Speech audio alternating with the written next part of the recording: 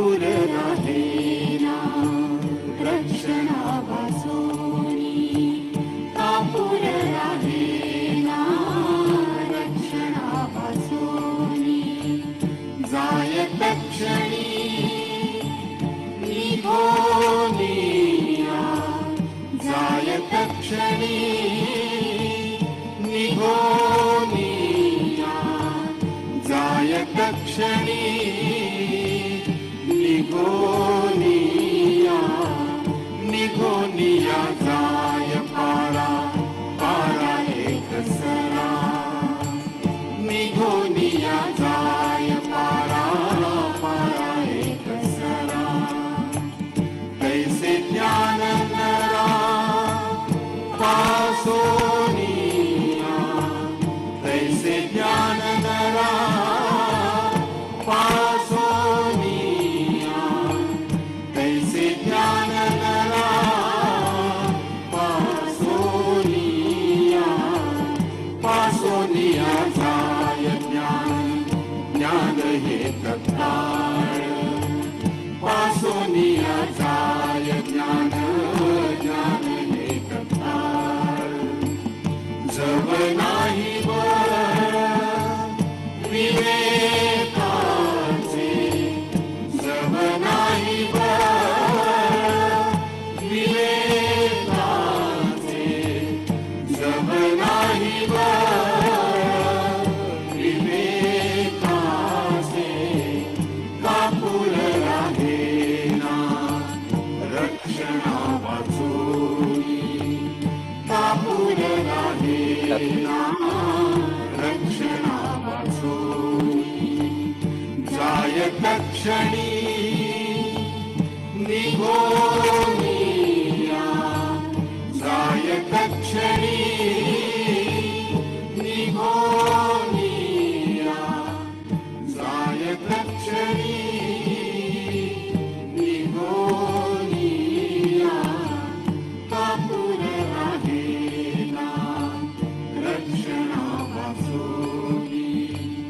कापूर राहेना रक्षणावासोनी, कापूर राहेना रक्षणावासोनी.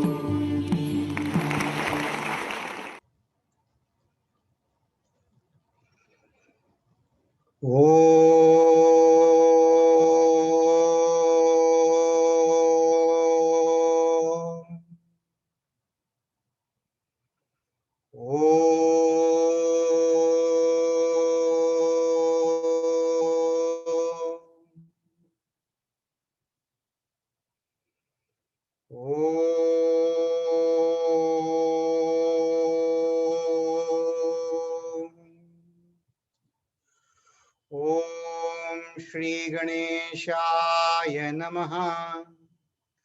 ओम श्री सरस्वत्यै नमः. ओम श्री गुरुभ्यो नमः.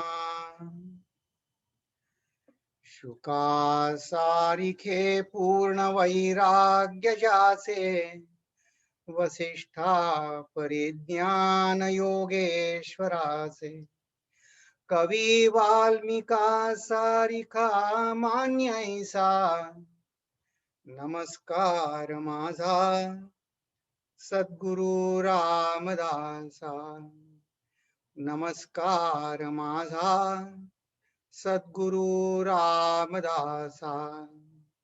जय जय रघुवीर समर्थ.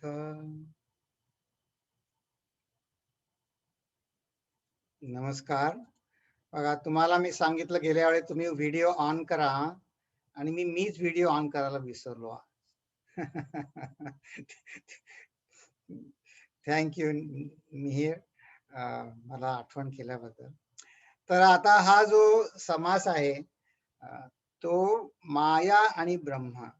आता हा विषय सांगताना अनेक संतांनी उपनिषदांनी जिथे हात टेकले, पण समर्थांसारखं इथलं जे विवेचन आहे ना, तुलनात्मक ब्रह्म आणि माया, असं आपल्याला कुठेच दुसरीकडे बघायला सापडणार नाही.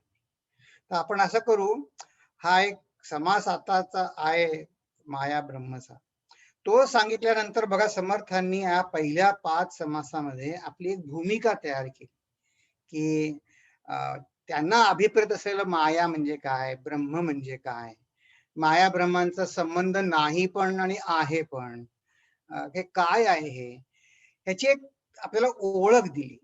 आणि आता ह्याच्या नंतर जे समास आहेत, ते आपण सृष्टीकडे कसं बघावं, फारच रोचक हा पुढचा समास, याच्या पुढचा जो समास आहे ना, तो फारच रोचक आहे.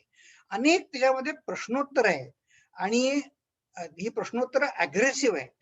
अग्रेसिव्ह म्हणजे आता मी प्रत्यक्ष तुम्ही समर्थांच्या शब्दात ऐकू आपण, पण ती फार तर जो जेव्हा शिष्य जेव्हा शंका विचारतो ना, तेव्हा तो काही मागे पुढे ठेवत नाही. तो तो डायरेक्ट विचारतो. त्याला मराठीत म्हणतात मुलाहिजा न ठेवता, भीडभाड न बाळगता तो प्रश्न विचारतो.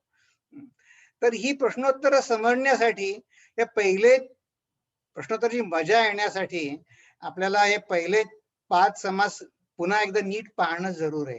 हे कसं असतं, समजा आपल्या भारतातनं पाहुणे काही येतात बघा. मग त्यांच्याबरोबर तुम्ही कधी एक लेट नाईट शो काही असतो बघा सॅटर्डेला. मग ते तर बॅकग्राऊंड माहीत नसेल ना, तर ते विनोद समजत नाही. ते किती जरी प्रश्नोत्तरं कशीही असली, ते इंग्रजी समजतं, पण त्यातला विनोद समजत नाही. कारण का ते परिचयाचे नसते ना, इथले त्याचे राजकारणी परिचयाचे नसतात काही. तर ते परिभाषा समजत नाही. तर तसं आपलं होऊ नये या पुढच्या समासामध्ये प्रश्नोत्तर होताना. म्हणून आपण आता हा हा समास पूर्ण करू आणि दासबोधाकडे आपण एक वेगळ्या तऱ्हेनं आज एक पुन्हा एकदा बघणार. चला आता मी समास आपला आत्ताचा पुरा करतो.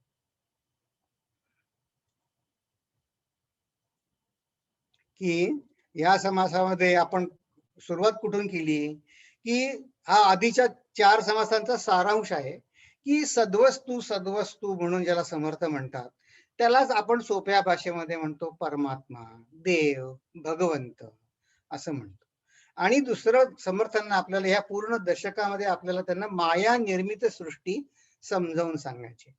आणि मग सध्या तर आपण जीव आहोत. मग मला तर आता संभ्रम आहे, की मी माझं खरं स्वरूप काय आहे? कारण का मी या माया निर्मित सृष्टीमध्ये हे सुख, समाधान, आनंद मी शोधतोय. प्रत्येकच जीव शोधतो, मनुष्यही शोधत आहे. पण आपण शोधतोय कुठे? या माया निर्मित सृष्टीत शोधतोय. आणि त्या सृष्टीमध्ये शोधताना ही सगळी जी सृष्टी आहे माया निर्मित सृष्टी, भगवंताच्या सद्वस्तूपासून त्या सद्वस्तूच्या शक्तीनं निर्माण झालेली, त्यात सुख, समाधान, आनंद शोधताना हा जीव काय करतो? त्याला या माया निर्मित सृष्टीमध्ये किती अनंत सृष्टी आहे. त्याच्यामध्ये गेल्या वेळी आपण बघितलं, संतांनी त्याचे 3 भाग केले. एक आहे प्रिय, एक अप्रिय आणि एक उपेक्ष. म्हणजे कसं, की समाधान आपल्याला कुठून मिळायचं? समाधान मिळायचे मार्ग कुठले? तर उपेक्षेपासून मिळेल का समाधान? तर उपेक्षा म्हणजे त्याचा माझ्याशी काहीच संबंध नाही. आता बघा काल सुपर बॉल झाला ना. आता ज्यांना काही सुपर बॉल गेम मध्ये काही रस नाही, इंटरेस्ट नाही, तर त्यांना काय तर कुठली टीम जिंकली काय, हरली काय, तर त्यांना काही त्याच्यात काही रस नाही. चांगलं वाईट सांगत नाही. त्यांना ते उपेक्षा आहे. पण जर कुठल्या टीमचा जर तुम्ही त्याचे फॅन असाल, मग तुम्हाला आनंद किंवा दुःख साहजिक आहे, कारण कोणीतरी एकच जिंकणार. मग ते झालं उपेक्षापासून आपल्याला सुख-दुःख व्हायचा प्रश्नच नाही. ते लोक सुपर बॉल आहे म्हणून एक्साइट पण होत नाही. आहे, सम आहे, त्यांची दृष्टी सम आहे. अप्रियपासून पण आपल्याला दुःख मिळत नाही. आपली आवडती टीम हरल्यावर कोण सुखी होईल? नाही, अप्रिय. मग आपल्याला सुख कुठून मिळतं? तर प्रियपासून. मग प्रिय वस्तूमध्ये सुद्धा 2 भाग कसे आहे? एक कायम ही प्रिय वस्तू आहे माझी खरी, पण ती कायम न टिकणारी आहे. आणि समजा टिकली जरी, तर त्यातनं ते मर्यादित सुख मिळतं हो. फक्त माझं पूर्ण सुख नाही मिळत. मग ह्या कुचंबणेतनं समर्थ आपल्याला माया आणि ब्रह्म यांचा परस्पर संबंध जीवानी कसा बघावा हे समजावून सांगतात. कारण ब्रह्माला ते म्हणतात अमर्याद सुख, कारणरहित सुख. आपलं जीवन धन्य करणारं सुख असं संत म्हणतात तर खरे, मग त्याचा संबंध समजला पाहिजे ना माझा जीवाचा आणि ब्रह्माचा. म्हणून या 5व्या समासात माया ब्रह्म निरूपणाची सुरुवात कशी केली? श्रोत्यांनी विचारलं, श्रोते पुसती ऐसे माया ब्रह्म ते कैसे. कसं आहे ते सांगा. ते म्हणतात ऐका आता. ब्रह्म निर्गुण निराकार माया सगुण साकार. त्या मायेला गुण आहे, आकार आहे. हं? आता समजा आपण विचार करा, आपण एवढे आता 40 जण आहोत. आता कल्पना करा, आपण एखाद्या हॉलमध्ये आहोत समजा, आणि असं सांगितलं की हॉलमध्ये आहोत आणि सांगितलं की तुम्हाला कोणाला तुमचे नाव आणि रूप नाही, ना प्रत्येकाची नावं प्रत्येकाची विसरायची, तर आपण एकमेकाला कसे बोलणार? एकमेकाशी संवाद घालणार? ए ए ए असं कोणाला काय म्हणणार? अमक्याला बोलवा, तमक्याला बोलवा, कसं कोणाला बोलवणार? आपण ब्रह्मरूप आहोत, आपण सच्चिदानंद आहोत, चैतन्य आहोत, पण आपला व्यवहार सगळा आपले आपण म्हणायला लागेल की नाही, तो तिथे जरा स्थूल मनुष्य बसला आहे त्याला बोलव, अमक्या रंगाचा ड्रेस घातलाय त्याला बोलव. कारण आपला सगळा व्यवहार माया काय करते, हे सगुण सगुण नाम देते, रूप देते, नाम रूपाचा सगळा व्यवहार आहे. तर या नाम रूपाच्या व्यवहारामध्ये कसं होतं की ब्रह्म तर निर्गुण आहे, निराकार आहे, माया सगुण साकार आहे, आणि ब्रह्मास पारावर नाही, मायेस आहे. कोणी आज गाजबोजाला आले, कोणी नाही आले, कधी आहे कधी नाही, पण चैतन्य नेहमी आहे. ब्रह्म निर्मळ निश्चळ माया चंचळ चपळ ब्रह्म निरुपाधी केवळ माया उपाधी रूप. उपाधी म्हणजे, आता उपाधी हा टेक्निकल, हा पारिभाषिक शब्द आहे. उपाधीचा एक संस्कृत डेफिनेशन पण आहे शंकराचार्यांनी केलेली, पण त्याचा अर्थ असा की ज्याच्या समीपतेमुळे, एखाद्याच्या सान्निध्यामुळे आपल्यावर जो परिणाम होतो की नाही, ती मूळ वस्तूवर. त्यांनी उदाहरण दिलं, एखादा स्फटिक आहे आणि तो जो स्फटिक आपण एखाद्या रंगीत रुमालावर ठेवला, तर तो स्फटिक रंगीत दिसतो की नाही, तो स्फटिक रंगीत दिसेल. मग तो रंग खरा आहे का त्या स्फटिकाला? नाही. त्या रंगामुळे स्फटिकात काही बदल झालाय का? नाही. पण आपण लांबनं बघताना जर आपण तो लाल खालचा रुमाल पाहिला नाही, नुसतं लाल रंग बघितला त्या स्फटिकामधला, तर आपण काय म्हणू, हा लाल रंगाचा स्फटिका. तर ही जी उपाधी आहे ना, ही अशी आहे की त्यांनी उपाधीत मूळ चैतन्यात काही बदल झालेला नाही, पण त्याच्यामुळे आपल्याला नामरूप आलं. तर समर्थ सांगतायत की आपण हे चैतन्य रूप आहोत आणि या उपाधीमुळे आपलाही व्यवहार होतो. आता उपाधीचे रूढी अर्थ बरेच आहेत. आपण जे डिग्री मिळवतो की नाही, काय MA PhD काय असेल ती, त्याला पण काही याच्यामध्ये उपाधी म्हणतात.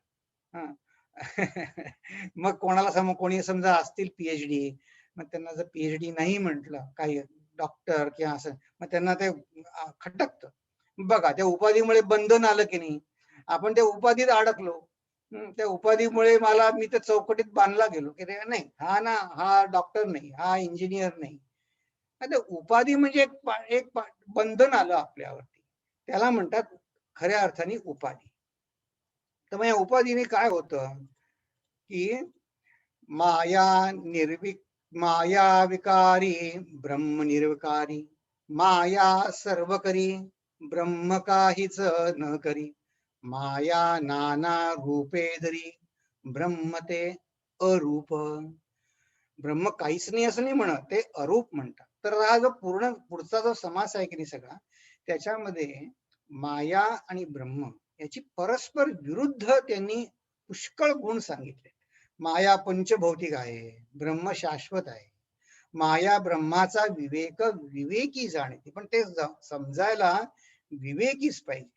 आता विवेकी जाणती आपण गेल्या वेळी एक उदाहरण बघितलं एकनाथ ईश्वरान यांचं, की माया ब्रह्माचा विवेक ते जाणतात म्हणजे काय करतात, आणि त्यांना वेगळं समजतात म्हणजे कसं बघतात. आपण एक शंकराचार्यांचे जे 2 मठामधले आलेले शिष्य एका संतांकडे चर्चेला आले होते. त्याचं आपण उदाहरण बघितलं की तर मायेची एक डेफिनेशन अशी आहे, या मा सा माया, म्हणजे जी नाही पण भासते.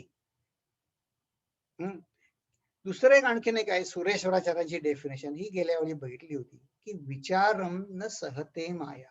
जे विचार करू जाता मग तिथे ते कळतं की हे नाही. जसं मृगजळ आहे, विचार केला तर कळतं की इथं काही पाणी नाही. तर विचारम न सहते माया. तर म्हणून हे जे विचार करणं आहे मुळात जाऊन खोलात जाऊन, त्याला संत विवेक म्हणतात. मग ते कसं आहे की हे मायेनी सकळ माया विस्तारली, ब्रह्मस्थिती आच्छादली. मग साधू संत काय करतात, त्यात ते निवडून घेतात. परिते निवडून घेतली साधूजनी. याचं उदाहरण ते स्वतःच देणार आहेत समर्थ, की गोंडाळ सांडून नीर घ्यायचे. नीर म्हणजे पाणी, आणि गोंडाळ म्हणजे त्याच्यावरती शेवाळ येतं ना तळ्यावरती, ते म्हणजे गोंडाळ. तर गोंडाळ बाजूला आपल्याला आता हे जुन्या काळचा दृष्टांत आहे की गवत बाजूला सारून पाण्याचं मग आपण खालचं पाणी घेतो. किंवा दुसऱ्या ओळीत सांगितलं की नीर सांडून क्षीर सेविजे. हा एक वेदांतात एक प्रसिद्ध इडियम आहे की राजहंस हा दूध आणि पाणी वेगवेगळं करून त्यातलं फक्त दूध तेवढं घेतो, म्हणजे सार सार तेवढं घेतो. तसं माया सांडून अनुभवीजे परब्रह्म तैसे. तसं आपण परब्रह्माचं सेवन करायला पाहिजे आणि म्हणून आपण विवेक करायला पाहिजे. तर ही एक डेफिनेशन आपण बघितली, या मासा माया, जी नाही ती भासते. मग आता समर्थांचं तर म्हणणं असं की आत्म्यापासून इतर वस्तूच नाही, आत्माच अनेक रूपाने भासतो. असं पण बघा, आपण काय म्हणतो, शेवटी का देव सगळ्यांमध्ये आहे, आत्मा अनेक रूपाने भासतो. पण या वाक्यामध्ये एक दोष, सकृतदर्शनी दोष आढळतो. काय की या उत्तरामध्ये द्वैत आणि अद्वैत या दोघांना सारखंच महत्व आहे. जर आत्माच एकच आत्मा दोन रूपात जर भासतो तर मग दोन्ही खरी झाली की नाही, दोन आत्मे झाले किंवा दोघांनाही तेवढंच सत्यत्व आलं. मग हे बरोबर नाही. मग असे बौद्ध धर्मामध्ये असे एक बौद्ध पंथ आहे बघा, की तो बौद्ध ते मानतात की अनेक आत्मे. मग तसं समर्थांना सांगायचं नाही. पण काहीतरी आहे, मग ते काय आहे ते सांगा. तर ते समर्थ पुढे सांगतायत आपल्याला की ह्या उत्तरामध्ये द्वैत आणि अद्वैत सारखेच आहे, कारण एकपणा आणि अनेकपणा या एकमेकांशी विरुद्ध आहेत. हो, खरं आहे. मग समर्थ तर म्हणतात आत्मा एक आहे. मग आता बघा, समर्थ आपल्याला एक प्रश्न विचारतात की हे अनेकपण मला जे सध्या वाटतं ते कुठून आलं. तर त्यासाठी आणखीन एक प्रश्न विचारायला पाहिजे की हे जे मला जे अनेक दिसतं, हा प्रश्न कोणाला पडतो. हा प्रश्न ज्ञानी माणसाला पडतो का अज्ञानी माणसाला पडतो. समजा आपल्यापैकी असं एक धरून चालू क्षणभर की आपल्यापैकी कोणी सोनं बघितलं नाही, 100 नंबरी सोन्याची बिस्किटं असतात म्हणे. मी बघितली नाहीये पण असं ऐकलं, बिस्किटं असतात. तर मग आता आपण सोनाराच्या दुकानात गेलो, अनेक दागदागिने बघितले. मग सोनं अनेक आहेत का एक आहे. दागदागिने अनेक आहे पण सोनं एक आहे. तर सोनार हा विवेकी आहे. सोनार काय म्हणतो, तुम्ही कुठलं दागिने घ्यायचे ते ठरवा एकदा, मग तुम्ही झालं तुमचं ठरवून की मग या इकडे त्याचं वजन करून मग त्याचे पैसे घेतो. तर सोनार हा ज्ञानी. आपण एकमेकात मतभेद होतात की हा अलंकार चांगला दिसतो, तो अलंकार चांगला दिसतो. तर आपण या अनेकतेमध्ये आहे. मग एक आत्मा एक आहे का अनेक आहे, हा जो प्रश्न आहे ना, हा कोणाला पडला. तर समर्थ म्हणतात हा प्रश्न अज्ञानी माणसाला आहे, समर्थांना तो प्रश्न नाही. मग सोनं एकच आहे तर मग अलंकार का अनेक आहे. कारण प्रत्येकाची आवड निवड निराळी आहे. कोणाला अंगठी पाहिजे, कोणाला दुसरे अलंकार पाहिजे.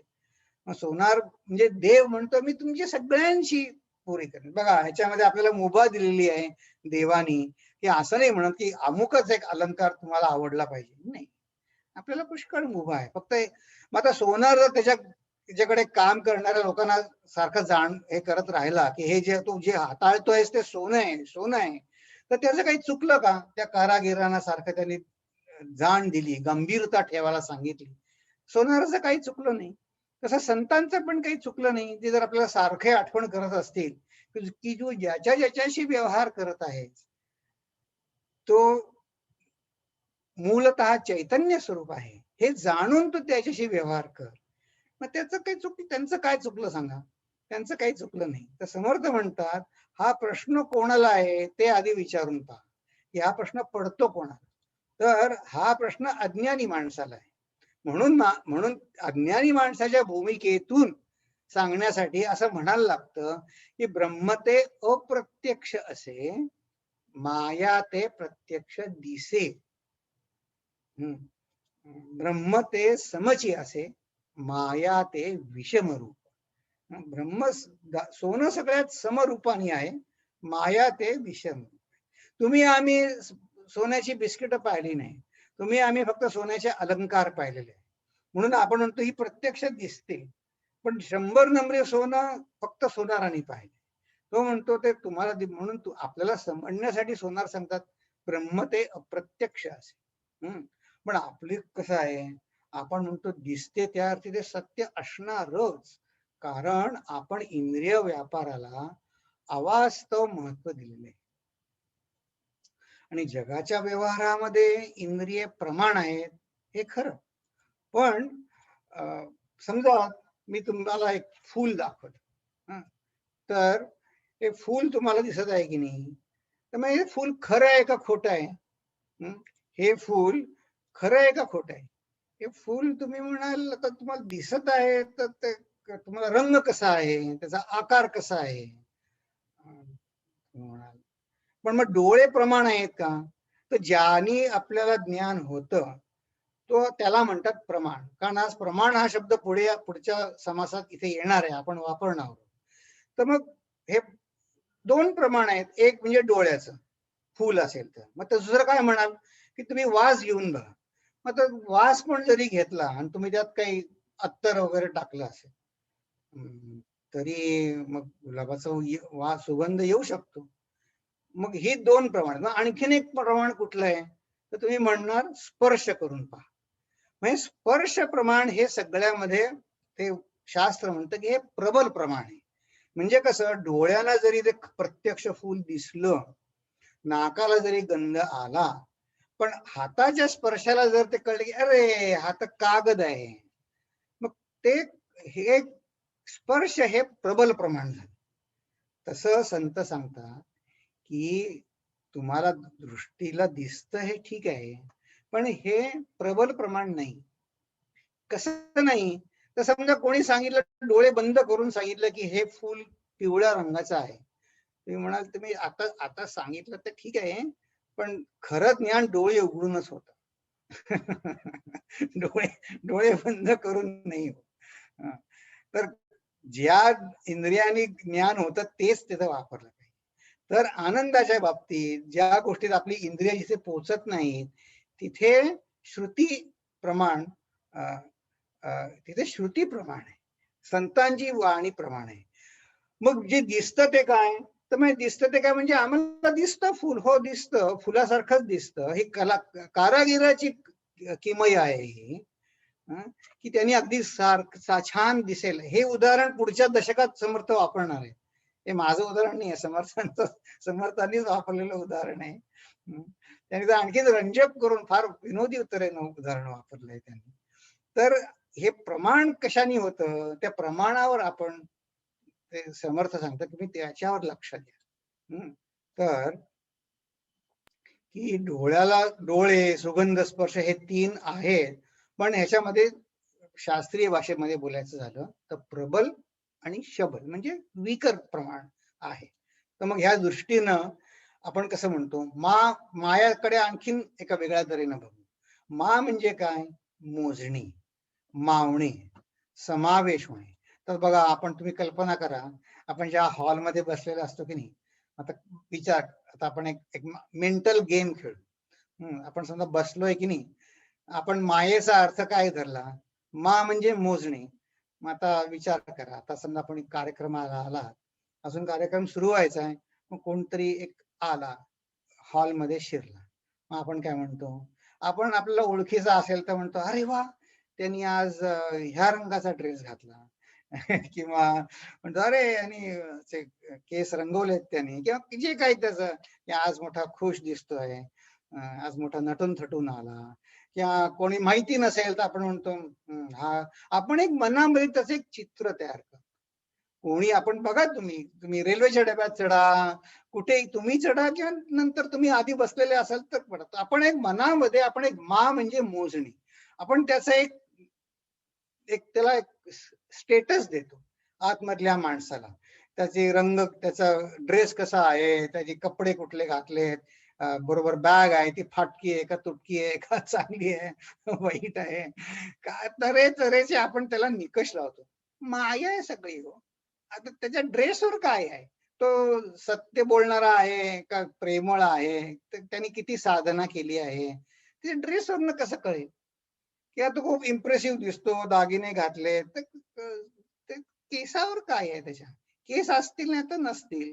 आता कोणी असेल दाढी वाढवली असेल, तर आपण म्हणू हा या धर्माचा आहे. शेंडी असेल तर आपण म्हणू या धर्माचा आहे. हं, अखंडानंद स्वामी म्हणायचे, केस वाढण्याचा आणि धर्माचा काय संबंध आहे? केस वाढण्याचा आणि आनंदाचा काय संबंध आहे? म्हणे केस खाली वाढले तर त्याला दाढी म्हणतात, वरती वाढले त्याला शेंडी म्हणतात. त्या त्या केसात काय, केस वाढण्यात काय आहे? त्याच्याशी परमार्थाचा संबंध, त्या दाढी किती लांब आहे, शेंडी किती लांब आहे, त्याचा काय संबंध आहे? काही संबंध नाही. ही माया आहे सगळी. म्हणून म्हणजे मोजणे. हं, मग बघा, समर्थ पुढे काय म्हणतात, की म्हणजे समावेश होणे, मावणे, जिच्यामध्ये सर्व विश्व समावत, ती माया. हं. मग दुसरी एक आणखीन एक डेफिनेशन आहे, नियते अनया, ज्या योगे ज्या योगे जगाची मोजणी होते, की ज्याच्या साह्यानं, ती म्हणजे माया. आता ह्या अर्थाने असं पुष्कळ त्यांनी ना, या 14 ते 20, 25 मध्ये माया लक्ष्य आहे, ब्रह्म अलक्ष्य आहे, अशी परस्पर विरोधी उदाहरणं त्यांनी खूप दिली आहेत. मग तेच म्हणतात, आता असो हा विस्तार, चालत जाते सचराचर. म्हणजे काय, ही जी उदाहरणं दिली आहेत ना, यांनी एकदा वाचावी, थोडा विचार करावा, पुन्हा वाचावी, मग अनादर डेंट म्हणतात, आणखीन एक ठोका पडतो आपल्या बुद्धीवरती. म्हणजे आता मी किती सांगू, की जेवढं बोलावं तितकी माया परमेश्वर, जिथे जे जिथे काही आहे, बाहेर आणि आतमध्ये मायाच आहे. सकळ उपाधी वेगळा, परमात्मा तो निराळा, जळी असोन नातळे जळा, आकाश जैसे. म्हणजे जळी तळ्यामध्ये, मगाशी बघा त्या शेवाळ्याचं उदाहरण दिलं, तर आता समजा नितळ पाणी आहे आणि खाली बघितलं तर आतमध्ये आकाश दिसतं. मग ते आकाश खाली आहे, तळाला आहे, पण ते खरंच तळाला आहे का? नाही, आकाश वर आहे, पण ते खोलात दिसतं की नाही? तसं म्हणे, हे असं अनेक तऱ्हेनं विवरण करता करता म्हणतात, माया ब्रह्माचे विवरण करिता चुके जन्म मरण, संतांसी गेलिया शरण मोक्ष लाभ. आणि अरे या संतांचा महिमा, बोलावया नाही सीमा. बघा, ते दर तुम्ही अध्यायात बघितलं, एक असा एक मोठा एक सिद्धांत सांगतात आणि सांगतात की हे तुला गुरुला शरण गेल्याने मिळेल, हे तुला सत्वगुण अंगी आणण्याने मिळेल, हे तुला संतांकडे गेल्याने मिळेल. असं करत करत ते नेतात. म्हणजे हे दासबोधाचा एक मी विचार केला की कसं आहे, की समजा कोणाला एव्हरेस्ट शिखरावर चढायचं की नाही, तर लोक कसे चढतात, एकदम शिखरावर चढत नाही, ते आधी बेस कॅम्पला जातात. आधी चढतात बेस कॅम्पला, तिथे 10 अक्लमटाईज म्हणतात त्याला, एक 10,000 फुटावर जातात आणि मग ते अक्लमटाईज होतात. मग ते पुन्हा खाली येतात, मग पुन्हा चढतात, आणखी मग त्यावेळेस आणखीन 15-20,000 फूट जातात. मग तिथे पुन्हा ते जरा आणखीन तिथे स्थिरावतात, पुन्हा खाली येतात. असं करत करत ते वर जातात.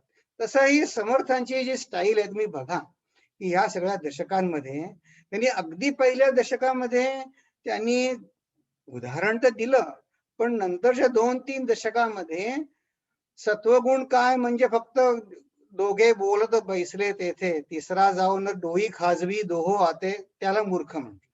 इतकं साधं उदाहरण दिलं, की तुम्ही दुसरी कोण जण बसले तिथे जाऊन उगीच काहीतरी करून स्वतःकडे लक्ष वेधू नका. इतक्यापासून त्यांनी सुरुवात केली. इतका प्रॅक्टिकल ग्रंथ आहे. पण प्रत्येक वेळी जेव्हा ते सिद्धांतापर्यंत येतात, तेव्हा सिद्धांत थोडं उलगडतात आणि म्हणतात याच्या पुढचं तुला संतांकडे गेल्याने मिळेल. असं दरवेळी करत करत आता ह्या दशकामध्ये ते कसं सांगतात, की ह्या संतांचा महिमा किती आहे. त्या माया ब्रह्मा तुझं जन्म मरण चुकणार आहे, पण तुला आधी संतांना शरण गेलं पाहिजे. आणि या संतांचा महिमा बोलावया नाही सीमा, जयाचेनी जगदात्मा अंतरची होई. म्हणजे या अंतरी जगदात्मा प्रगट होईल संतांच्या. ह्याच्यापेक्षा वेगळी कुठली अचिव्हमेंट असू शकते का हो, की आपल्या अंतरी परमात्मा प्रगट झाला. तर हे संतांना शरण इथं आता समाज संपतो, पण आपण आणखीन एका वेगळ्या अर्थाने बघू, की मोक्ष लाभे म्हणजे काय. तर मोक्ष लाभे म्हणजे, कारण आपल्याला असं आहे की आपली प्रत्येकाची मोक्षाची परिभाषा वेगळी असू शकते. कोणाला असं वाटतं हे जीवन नको, मरण येईल लवकर तर कधीतरी त्यांना तो मोक्ष आहे. असं मोक्ष नाही. तर मोक्षाचं आपण सोपी परिभाषा काय करू, धन्य वाटणे. हा, की आपण कधी असं वाटतं का आपल्याला धन्य वाटलं. तर धन्य कधी वाटतं, खूप पैसे मिळाले, मान सन्मान मिळाला, खूप छान नोकरी मिळाली, तात्पुरतं धन्य वाटतं. पण त्याच्याबरोबर जबाबदारी असते की नाही. हे टू साइडेड एज हे आहे. त्याला जबाबदारी पण असते. जॉब मिळाला, मग त्या जॉबवर तुम्ही तुमचं पसंत पडलं पाहिजे तुमचं वागणं लोकांना, प्रोबेशन हे सुरूच असतं एक ते. पण कृपा कोणाची मिळाली की नाही, प्रेम मिळालं ना, आहा, तर ते म्हणजे खरं प्रेमाने माणसाला धन्य वाटतं. कोणी म्हणलं ना, अरे तुला कसा आहेस तू, खूप दिवसात भेटला नाहीस, तर ते म्हणजे खरं प्रेम. तर ते म्हणजे धन्य वाटणं. आणि मग असं जर आहे, मग बोलावया सीमा नाही असं का म्हणले समर्थ. तर त्याचं कारण असं, की हे जे प्रेम आहे ना, ते असं पैसे देऊन दिलं नाही बरं का, की मी तुला वाढदिवसाला अशी प्रेझेंट दिलं, मग तू आता माझ्यावर असं प्रेम कर, असं नाही. माझी लायकी आहे, माझा हक्क आहे म्हणून नाही. उलट जगदात्मा अंतरी प्रगटे ह्याला संत म्हणतात कारणरहित दया. तुलसीदासांनी हा शब्द वापरला रामाचं वर्णन करताना, की काही कारण नाही तरी सुद्धा तो दयाळू आहे. इतकंच नव्हे तर अकारण क्षमा, अपराध विसरणं, हे फक्त ही किमया संतांना आणि भगवंताला साधते. व्यवहारी भूमिकेवर ती आईला साधते. की मुलांनी किती अपराध केले, बाळाने किती अपराध केले, तरी आई क्षमाच करते. ती तिला सांगायला लागत नाही की मला क्षमा कर म्हणून. तर असा परमात्मा जर आपल्या हृदयात प्रगटला की नाही विनाकारण, आणि आपल्याला जन्म धन्य वाटलं पाहिजे, की आहा मी धन्य झालो आज, मला आता काही मिळवायचं राहिलं नाही, माझे सगळे अपराध भगवंतानी विसरले. म्हणून हे शब्दात सांगणार कसं काय, बोलावया नाही सीमा. तर आपण अगदी ह्याच अर्थाचं मी तुम्हाला किती समजावून किती मी प्रयत्न केला तरी माझ्या सुद्धा सांगण्याला मर्यादा आहे. आपण आता असं करू, ह्याच भावना व्यक्त करणारा एक भजन आपल्यापाशी आहे. तर ते आपण भजन ज्यांनी रचलंय त्यांच्याच आवाजात ऐकू. असं आहे, जेव्हा संत रचना करतात की नाही, ते तेव्हा त्यांचं ते हृदय त्याच्यात ओततात. त्याचं कोणी सांगून त्यांनी ते रचलेलं नसतं, ते त्यांच्या अनुभवातून रचलेलं असतं. आणि ते जेव्हा स्वतःच ते त्याचं संगीत रचतात, स्वतःच गातात, तेव्हा जणू काही सोन्याला सुगंध यावा असं होतं. कारण ते सर्वस्व ओततात ना त्याच्यामध्ये. तर आपण हे कारणरहित दयाळ, क्षमा केली, हे आणि हे आपल्याला सगळ्याला मिळणार आहे जर आपण माया बाजूला सारून जर ब्रह्माकडे लक्ष केंद्रित केलं तर आपल्याला हे सगळं मिळणार आहे. समर्थ म्हणतात आपल्याला पण तोच आनंद मिळणार आहे. तर ते कसं आहे ते आपण संतांच्याकडनंच ऐकूया.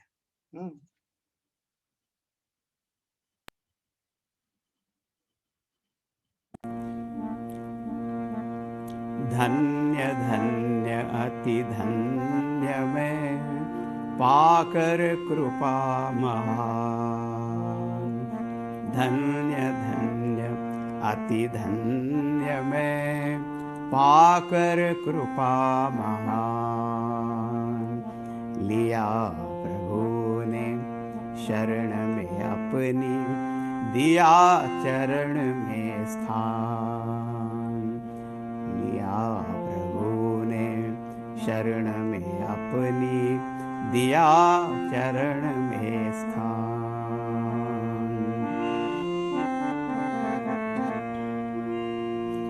किया नहीं था काम भी मैंने कोई दिव्य महान। किया नहीं था काम भी मैंने कोई दिव्य महान। हाँ की थी प्रभु निंदा मैंने, वश हो अति अज्ञान। हाँ की थी प्रभु निंदा मैंने, वश हो अति अज्ञान। भुला दिया प्रभु ने उसको भी कारण रहित दया। भुला दिया प्रभु ने उसको भी कारण रहित दया। करता रहूंगा अब जीवन भर राम का मैं गुणगान। करता रहूंगा अब जीवन भर राम का मैं गुणगान। धन्य धन्य अति धन्य मैं पाकर कृपा महान। करता रहूंगा अब जीवन भर राम का मैं गुणगान। राम का मैं गुणगान, राम का मैं गुणगान। सियावर रामचंद्र की जय। श्री सद्गुरुनाथ महाराज की जय। बघा, हे जे समर्थाने सांगितलं की करिता सुखे जन्म मरण, म्हणजे आता बघा मला तर काही मिळवायचं राहिलं नाही, आता मी करता रहूंगा अब जीवन भर राम का मैं गुणगान। धन्य धन्य अति धन्य मैं, म्हणजेच ह्याला हे जे ते म्हणले ह्यालाच म्हणले की आता ह्या बोलावया नाही सीमा। आता आपण एक पाऊल पुढे जाऊ। तर आता मी काय करणार आहे की आता हा समर्थांचा दशक आहे की नाही, तो खूपच गंभीर आहे।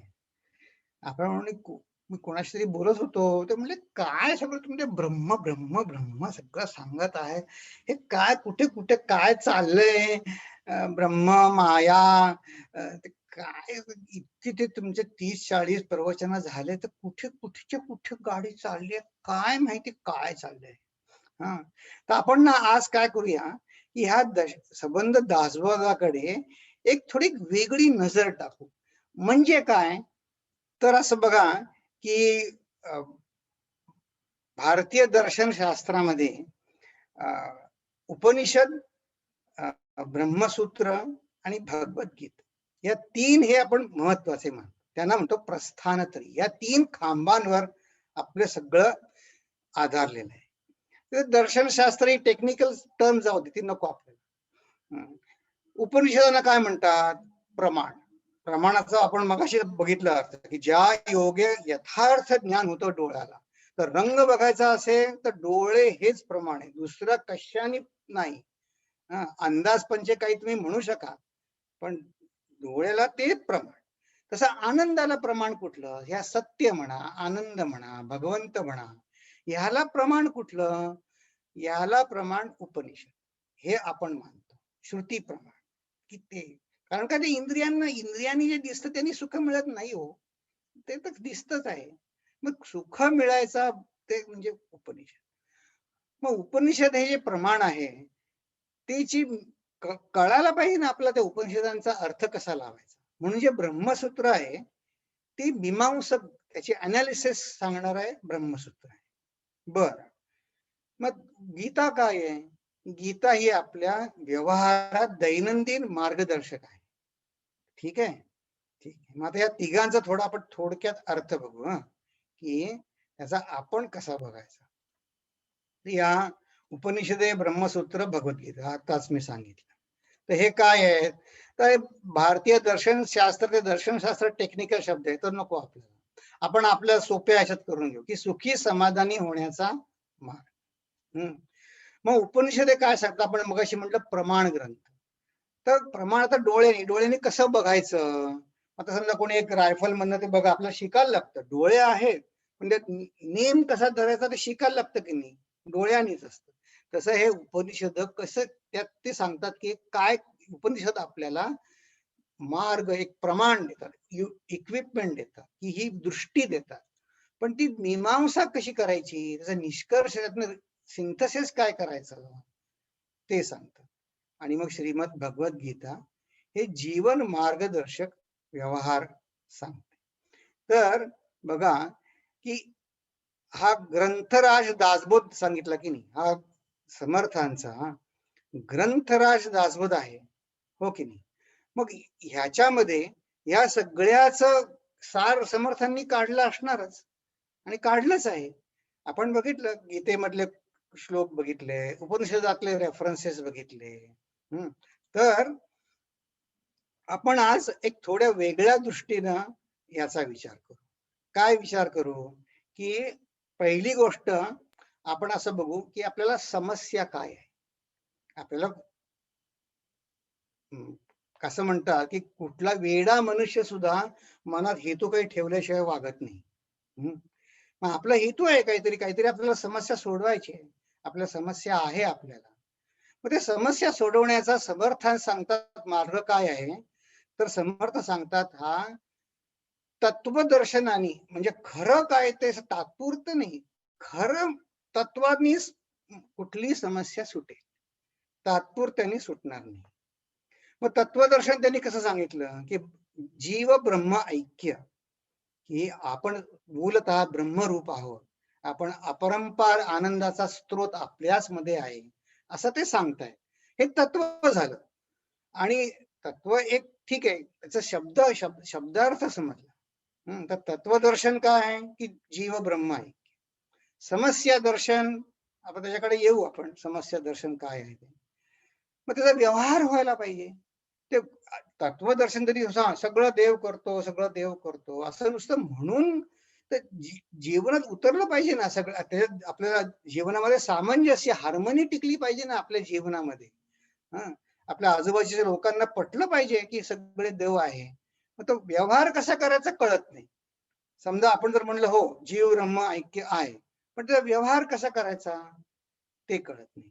आणि दुसरं काय होतं, एक पहिलं झालं काय झालं समस्या दर्शन, दुसरं तत्वदर्शन, तिसरं व्यवहार दर्शन. पण जीवनात व्यवहार करत असताना आपण काहीतरी निकष लावून करतो की नाही, त्याला म्हणतो आपण व्हॅल्यू, व्हॅल्यू सिस्टीम. तर व्हॅल्यू सिस्टीम असं आहे, की व्हॅल्यू सिस्टीम आणि तत्व या दोघांच्या मध्ये व्यवहार असतो सँडविच झालेला.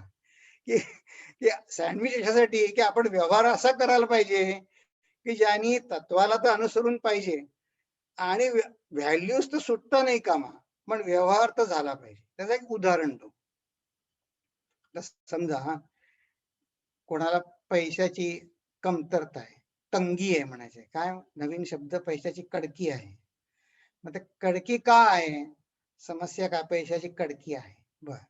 मग आता ती कडकी का आहे? मग ती कडकी सोडवण्यासाठी काय करतो आपण? कोणाकडनं तरी पैसे उसने मागतो तो मनुष्य. मग त्यांनी काय होतं, तर ज्याच्याकडनं पैसे उसने मागितले ना, तो मनुष्य तर यायचा थांबतो. ठीक आहे. मग दुसरा यायला लागतो. ज्याच्याकडनं घेतलेले असतात तो यायला लागतो. तर समस्या ही व्यवहार सुटत नाही, की एकाच्या ऐवजी दुसरी असं एक याच्या एक एक पेन जाते, दुसरी येते. तर ते मुळात जाऊन केलं पाहिजे, की हे तुला पैशाची अडचण का आहे? हां. तर पैसे तुला हां, मग त्याचा खोल विचार करत गेला, की असं कळतं, की हां, माझा खर्च जास्ती आहे, मिळकत कमी आहे. मग तुझी खर्च जास्ती का आहे? मग कारण का व्हॅल्यू सिस्टीम नाही ना. मी काय करतो, एक सुंदर वाक्य आहे तेजोमानंदांनी त्यांच्या भाषणात मी ऐकलं, की money is you try to spend money which you don't have. तर पैसा आपण खर्च करतो तो कोणाकडनं तरी उधार आणलेला करतो. कशासाठी? ज्या वस्तूची तुम्हाला गरज नाही त्या वस्तू आपण विकत घेतो. आणि मग कोणासाठी विकत घेतो, की जी माणसं आपल्याला मुळीच आवडत नाहीत ना, तरी सुद्धा त्यांना इम्प्रेस करायची हौस खूप असते. एक रोप गाजवायची हौस असते. तर money that I don't have and I purchase things which I don't need and I try to impress people which I don't like. म्हणून पैशाची कमतरता आहे. मग आता बघा, हे जीवन मूल्य याच्यामध्ये काय आहे? एक समस्या पैसे कमी पडतात ठीक आहे. पण ते सारखंच जर त्याला काही तात्पुरता प्रश्न सुटेल का? नाही सुटणार. त्याला म्हणून समर्थ सांगतात, तुमच्या समस्येला उत्तर तत्वदर्शनाचंच पाहिजे. तात्पुरत्या सोल्युशननी त्याचा उत्तर मिळणार नाही. ठीक आहे. आपण आपण समस्येला विचार करू. आपण सगळे आहोत, साधक आहोत. मग समस्येला विचार करू. करूया ना विचार. आता विचार करायलाच आपण जमलोय. आता तुम्ही म्हणाल, आता काय आता करा, आमच्या हातात काय आहे? तुम्ही आता आम्हाला असा प्रश्न विचारत आहे, तर करा विचार. तर मग समस्या आपल्याला जर म्हटलं ना, समस्या काय? तर आपल्याला समस्याच सांगता येणार नाही. की कोणी मला विचारलं, "अरविंद तुला दुःख काय आज?" तर आपल्याला सांगताच येणार नाही. तर मला एक आठवलं, एका सत्संगामध्ये बसलो होतो. तर ते एक जण होता, तो म्हणला, की "गुरुजी अ, समस्या ही आहे, की आम्ही मनुष्य आहोत. ही सगळ्यात मोठी समस्या आहे." हसले सगळे. पण गुरुजी म्हणले, "चला आपण विचार करू, की असं का तुला वाटलं त्याच्यावर विचार करू." ते म्हणले, "असं आहे, की बाकीचे प्राणी जे आहेत ना, ते त्यांना चॉईस नाही." हां, आता समजा एखादी गाय आहे. तिला प्रश्न आहे का, की मी व्हेजिटेरियन असावं का नॉन व्हेजिटेरियन असावं? तर गायीला काही प्रश्न आहे का? गेल्या वेळी कोणतरी विचारला होता प्रश्न म्हणून मी काढतोय. तिला काहीच प्रश्न नाही. ती आपलं धर्माने वागते. सिंह आहे. त्याला पण प्रश्न नाही, की मी व्हेजिटेरियन बनू का? का नॉन व्हेजिटेरियन बनू? मग सगळे प्रश्न मी मनुष्य आहे म्हणून तर आहेत ना. कारण का मला चॉईस आहे. मला चॉईस दिला आहे भगवंतानी, पण मी जो वापरला नाही, सारखं कारण चॉईस कसं आहे, हे करू का ते करू का काहीच करू नको? केवढे चॉईस. मग ते चॉईस आहे म्हणून तर सर्व प्रॉब्लेम आहे. हं. मग आता कोणी म्हणेल, "नाही, खा, प्या, मस्त राहा." हां, पण ते तर पशु पण करतात. खा, प्या, स्वस्त करते तर पशु पण करतात. पण त्याच्यात पण समाधान नाही. आळशी मनुष्य आहे. आता किती दिवस झोपेल? हं. किती दिवस झोपेल? तर मला मला एक विनोद विनोद आठवला. आता जाऊ दे, आता आठवला तर सांगतो तुम्हाला. एक सगळ्यात मोठा आळशी मनुष्य कोण? तर एक जण म्हटलं, "चल मी तुला दाखवतो." त्याने एका गेला घेऊन बागेत आणि सांगितलं, "तो बा म्हणे झाडावर फांदीवर बसलाय ना तो मनुष्य, तो सगळ्यात आळशी आहे." तर म्हटलं, "कसं काय? तो तर आळशी मनुष्य कधी झाडावर चढेल का?" नाही म्हणे, "तो झाडावर चढला नाहीये. तो जमिनीवरच झोपला होता." त्याच्या खाली अंकुर उगवला. तो तो हळू मोठा झाला. त्याचं झाड झालं. तो अजून तसाच आहे. इतका आळशी आहे. फालतू विनोद आहे बरं का. असं नाही. पण किती दिवस आळस करून किती करणार? आळस, आळस, आळस. तर आळस हे काही आपलं त्यांनी काही प्रश्न सुटत नाही. आळशी मनुष्य आळस का करतो? त्याला जर देहाचा हे नको असतं. आठवण नको असते. तर मग बघा, की हे जे आपण एक क्रम बघितला, समस्या दर्शन, मग समस्या समर्थ सांगतात की तुला समस्या का आहे, तू आत्म्याला मानलं नाही, तू स्वतः आत्मरूप नाही आहेस हे तू मानत नाहीस. मग असा जो मानेल त्याला कधी पैशाची तंगी येईल का? तो नेहमीच सुखी आहे, तो कोणाला इम्प्रेस करायच्या भानगडीत पडेल का? नाही. तू इम्प्रेस नाही झाला तर तुझं तू पहा. मी काही इम्प्रेस करण्यासाठी दागदागिने घेणार नाही, पार्टी काही करणार नाही. हं. त्याला कधीच तंगी येणार नाही पैशाची. म्हणून बघा, जीवन मूल्य आणि तत्वदर्शन, या जीवन मूल्य दर्शन आणि तत्वदर्शन ह्याच्यामध्ये व्यवहार असतो. आणि आपला व्यवहार नेहमी तत्व डोळ्यासमोर ठेवून असा पाहिजे की माझ्याकडे जीवन मूल्य कधी जास्तीत जास्त येतील. मग आता ज्यांनी आत्मदर्शन, सगळ्यांभोवती आत्मा आहे असं ज्यांनी मानलं, तर दया, क्षमा, शांती ही त्याची जीवन मूल्य होतील की नाही? मग त्याला प्रश्न पडेल का की मी व्हेजिटेरियन राहू का नॉन व्हेजिटेरियन राहू? त्याला प्रश्नच पडणार नाही. तर ते हे असं सगळं एका लाईन मध्ये आलं की नाही, की समस्या दर्शन, तत्वदर्शन, व्यवहार दर्शन, जीवन मूल्य दर्शन, ही जेव्हा चारही एका रांगेत येतात की नाही, की त्यातनं मग तो स्थितप्रज्ञ दर्शन त्यातनं दिसत. ही सगळी चारही अलाईन झाली की मग त्याला काही वेगळं करायला लागत नाही स्थितप्रज्ञ होण्यासाठी. तर आपण काय करूया, अजून आपल्याला 10 मिनिटं आहे, तर आपण हे 5 बघितले की नाही, समस्या दर्शन, तत्वदर्शन, व्यवहार दर्शन, जीवन मूल्य दर्शन आणि मोक्ष किंवा मुक्त पुरुष दर्शन. तर हा प्रवास आपल्याला रामदास स्वामी नेत आहे. किंबहुना हा आपला झालेला आहे प्रवास. तर मी काय केलं की ह्या तऱ्हेनं एका संतांनी गीतेचा अर्थ ह्या तऱ्हेनं सांगितला, तर माझ्या आपल्या मनात आलं विचार की हेच 5 निकष आपल्याला दासबोधाला लावता येतील का? आणि हेच 5 निकष दासबोध ग्रंथराज आहे. तर ते मी निकष लावून आपल्या आधीच्या 5 दशकातल्या एक बोधपर ओव्या या 5 मूल्यांसाठी मी घेतल्या. तर त्या तेवढ्याच आहेत असं नाही, पण त्यांनी आपला हा असा प्रवास झालाय. आणि आता याची खासियत अशी की दासबोधामध्ये व्यवहार दर्शनाच्या ओव्या सगळ्यात जास्त आहे. म्हणून त्याला म्हटलं आपण सगळ्यात प्रॅक्टिकल ग्रंथ आहे. पण तो व्यवहार करण्यासाठी मधनं समर्थ आपल्याला तत्वदर्शन पण सांगतात, मधनं जीवन मूल्य दर्शन पण सांगतात. पण जास्ती करून ते आपल्याला व्यवहार दर्शन शिकवतात. व्यवहार कसा, तत्वची विजन ठेवून मूल्य कशी जमवायची जीवनामध्ये, व्हॅल्यूज कशा मिळवायच्या, ते आहे. तर आता आपण पटकन त्या स्लाइड्स बघूया ना, का पुढच्या वेळी बघायच्या, का तुम्हाला होमवर्क म्हणून करायचं आहे? मी स्लाइड बनवले आहे, पण तुम्हाला हवं असेल तर आपण पुढच्या वेळी बघू. तुम्ही तुमचे विचार व्यक्त करू शकता. हे 5 कळले ना, 5 तऱ्हेनं कसा विचार करायचा ते. बघूया का स्लाइड्स? हा चालेल, बघूया. बघ ओके, स्लाइड प्लीज. स्लाइड बघूया. ओके, ठीक आहे.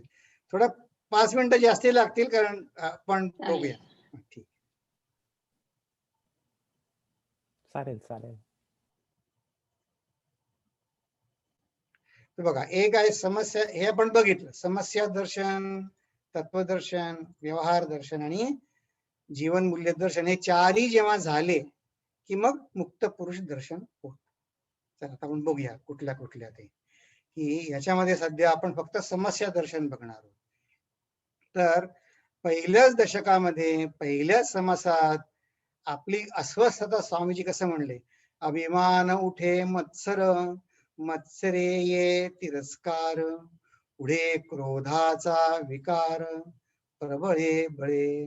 बघा, कित्येक फॅमिलीज मध्ये, कित्येक कुटुंबामध्ये हा क्रोध, अभिमान, मत्सर फार समस्या आहे. बरं, खरंच समस्या आहे. कळत नाही की कसं वागू मी.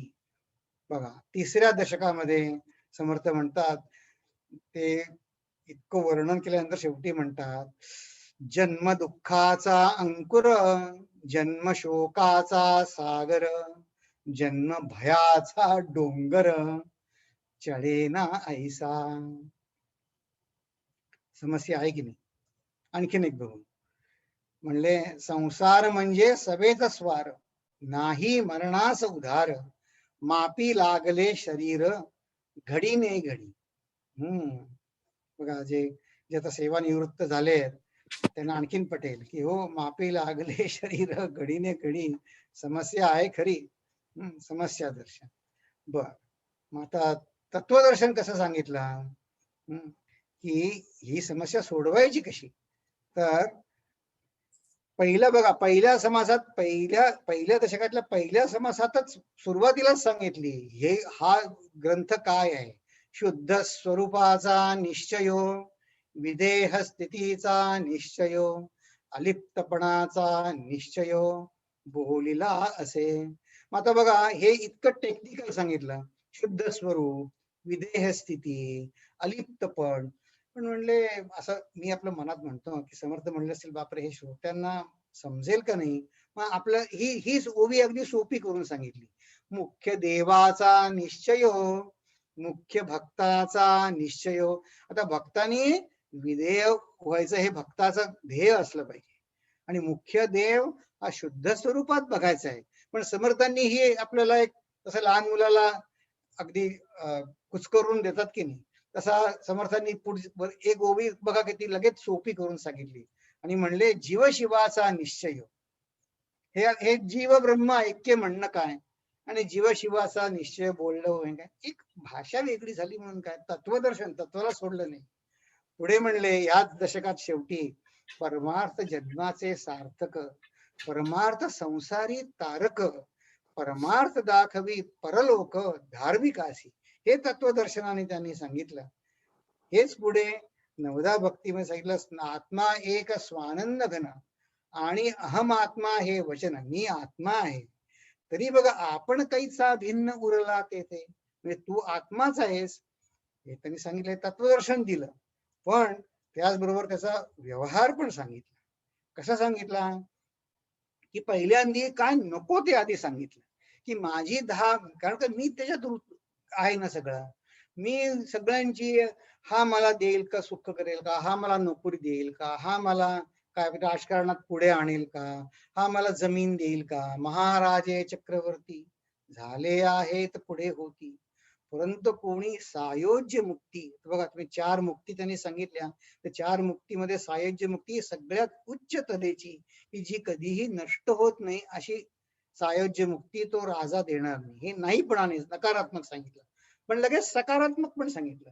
जयास वाटे सुख असावे, व्यवहार कसा झाला पाहिजे, तेने रघुनाथ भजनी लागावे. कारण मुख्य देवाचा निश्चय, मुख्य भक्ताचा निश्चय, मग त्यांनी रघुनाथ पंथी लागावे. स्वजन सकळही त्यागावे, टॉल ऑर्डर. स्वजन सकळही त्यागावे, दुःख मूळ जे. पुढे म्हणतात आणि रुसण्यासाठी बघा व्यवहार कसा आहे. शिष्या एकांती बैसावे, स्वरूपी विश्रांती सजावे, पेणे गुणे दृढावे, परमार्थ हा. व्यवहार कसा होतो बघा. समजा आपल्याला कुठे समारंभ आहे, आपल्याला नाही बोलावलं, तो काय म्हणतो जाऊ दे की नाही बोलावलं तर नाही बोलावलं, व्यवहार म्हणून माझा अपमान एक वेळ झाला असेल, पण मला एकांतात बसायला मिळालं की नाही. कारण का माझं ध्येय लोकप्रियता मिळवणं थोडी आहे. माझं मिळवणं तत्वदर्शन मला समजेल तसं आहे. मग ते म्हणतात मला ही ऑपॉर्च्युनिटी मिळाली. शिष्या एकांती बैसावे, स्वरूपी विश्रांती सजावे. आता पुढे बघू. मग आता दुसरं काय, जीवन मूल्य दर्शन. की ते सुद्धा पहिल्या दशकामध्येच सांगितलं की देह परमार्थी लाविले तरीच त्याचे सार्थक झाले, नाही तरी ते व्यर्थची गेले, नाना आघाते मृत्यूपंथे. बघा आता आपण भजन ऐकलं तेजमानंद स्वामींचं. ते कसं म्हणले, धन्य धन्य कधी म्हणले धन्य. असं नाही की मी कशाचा हेड झालो, माझे इतके आश्रम आहेत, माझे इतके शिष्य आहेत म्हणून नाही. गुरु कृपा झाल्याने मी धन्य झालो. ज्यांचं जीवन मूल्य त्यांनी कसं बघितलं बघा. आणखीन पुढे काय म्हणतात, मग जीवन मूल्य कसं होईल. सत्य मार्ग सांडू नये, असत्य पंथे जाऊ नये, कदा अभिमान घेऊ नये. असत्याचा हे सत्य मूल्य झालं मग हे. किंवा शांती क्षमा दया ही जीवन मूल्य झाली. निश्चय उपजे जया, सत्वगुण जाणावा जया, अंतरिया ही जीवन मूल्य झाली. मग आता मुक्त पुरुष दर्शन कोण? तर अंतरी शुद्ध ब्रह्मज्ञान, बाह्य निष्ठेचे भजन, तेथे भौत भक्तजन विश्रांती पावते. आपली सगळी धडपड विश्रांतीसाठी आहे केली. हे त्यांनी इतक्या सोप्या ह्याच्यात सांगितलंय. तर मला म्हणण्याचा उद्देश असा की त्यांनी हा प्रवास, ही समस्या, मानवी जीवनाची समस्या सांगितली. सगुण परीक्षेचे 10 समासांमध्ये त्यांनी सगळी केवढं जीवन, किती जीवनाचं एक दर्शन आपल्याला घडवलं. समस्या दर्शन, तत्वदर्शनावर खूप ओव्या नाहीये. तो तत्वदर्शन समास हा संपूर्ण दशक तत्वदर्शनाचा आहे. पण त्यांनी आधी बैठक तयार केली बघा. म्हणून हा बघा 6वा दशक आहे तत्वदर्शनाचा, आणि हा पूर्ण समास तत्वदर्शनाचाच आहे. पण हे तत्वदर्शन कशासाठी आहे? आपल्याला जीवन मूल्य आणि व्यवहार हे सांगून आहे. आणि ह्याच्या पुढचे दशक, काही दशक असे आहेत की ते फक्त व्यवहारावरच आहे. फारच सुंदर व्यवहार ते आहेत, असे आहेत. तर असा आपला प्रवास आहे. असं वाटू नये की काय किती ब्रह्म ब्रह्म आहे, कधी संपणार यांचं ब्रह्म. तर मी आपला प्रवास एक सांगितला की हा दासबोधाकडे बघण्याचा दृष्टिकोन तर तुमच्यापाशी मी मांडला. तर बघा, आपण असं करू, 8 वाजले आहेत, अजून 10 मिनिटं आपल्याला, आपण प्रश्नोत्तर करायची असेल तर करू शकतो. मी प्रार्थना म्हणतो, मग आपण मग ज्यांना जायचं पण असेल तर जाऊ शकतात, काही दुसरी कामं असतील तर. ओम पूर्णमद पूर्णमिदं पूर्णात् पूर्णमुदच्यते पूर्णस्य पूर्णमादाय पूर्णमेवावशिष्यते. ओम शांति शांति शांति. हरि ओम. श्री गुरुभ्यो नमः. हरि ओम.